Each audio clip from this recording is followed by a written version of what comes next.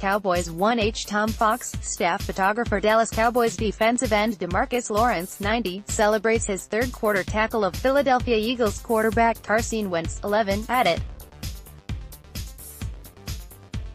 The Cowboys won, 29-23. Tom Fox, The Dallas Morning News by SportsDailyFW.com. At SportsDailyFW editors note, this story has been updated since its original posting.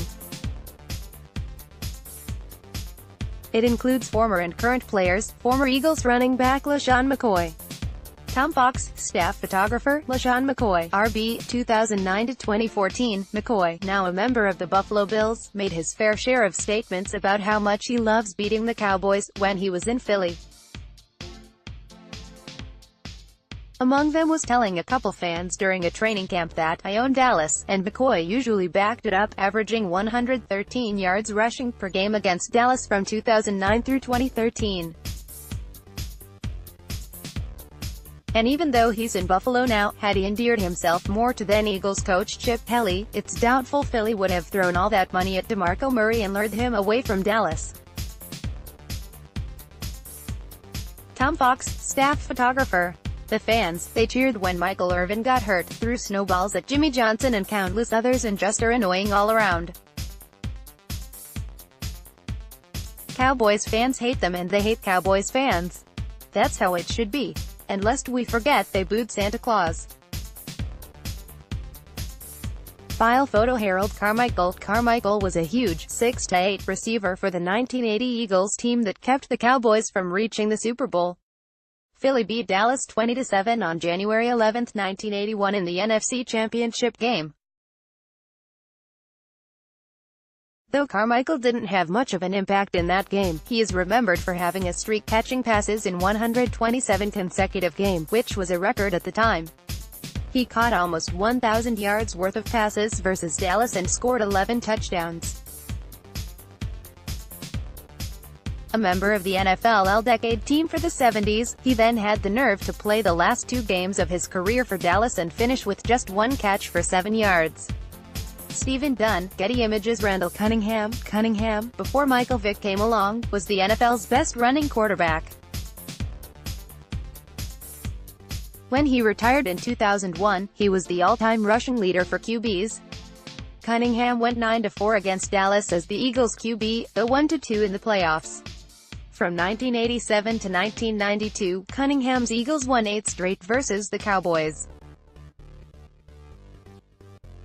In 13 regular season games against Dallas, passed for 2,542 yards and 19 touchdowns and ran for 458 yards and 2 scores.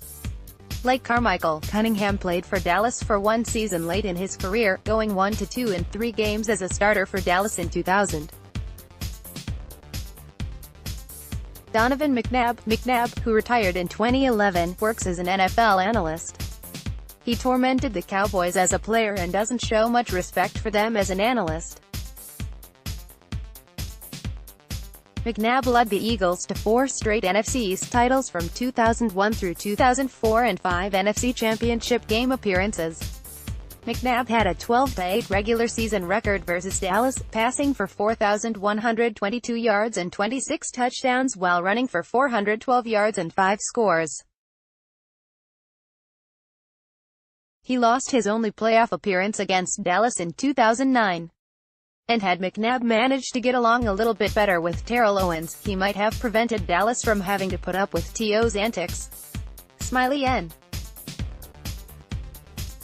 Poole, staff photographer. Philadelphia Eagles quarterback Carson Wentz, 11, throws a pass under pressure from Dallas Cowboys defensive end Tyrone Crawford, 98, during the first half of an NFL football game at it. 19, 2017, in Arlington, Texas. Smiley N.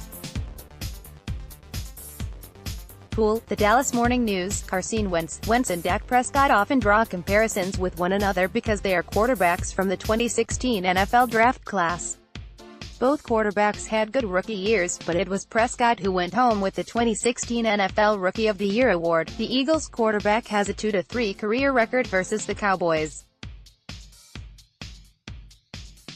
He and Prescott are considered the two best QBs in the NFC East, which adds another layer to the rivalry. Philadelphia and Dallas have acknowledged that the two are franchise quarterbacks, meaning there should be many more showdowns between Wentz and Prescott for years to come. Michael Vick went 4-3 versus Cowboys teams and faced Dallas only 5 times, 3-2, while with Philadelphia always a huge threat as a runner. He had a passer rating of better than 100.03 times against Dallas, while with Philly. Vick, though, will likely always draw the ire of all NFL fans for his involvement in dogfighting, for which he spent time in prison. DM and file photo coach Buddy Ryan. The Bounty Bowl on Thanksgiving Day in 1989 was enough to make Buddy a hated Eagles figure by Cowboys fans. Following Philly's 27-0 win over Jimmy Johnson's Cowboys, Johnson alleged Ryan had taken out a bounty on kicker Luis Zindages and quarterback Troy Aikman. Said Johnson, "I would have said something to Buddy, but he wouldn't stand on the field long enough. He put his big, fat rear end into the dressing room." Ryan denied the accusation, joking that, "I resent that. I've been on a diet, I lost a couple of pounds, and I thought I was looking good." Nick Waz's AP Deshaun Jackson. Jackson has 4 touchdowns in 17 games versus the Cowboys. He's been a big play machine, averaging over 20 yards per catch. He's gone over 100 yards receiving 4 times against Dallas and once over 200 yards. As a rookie in 2008 against Dallas, he appeared on his way to his first NFL touchdown, only to drop the ball at the 1-yard line as he strolled into the end zone. The Cowboys now have to deal with Jackson all over again.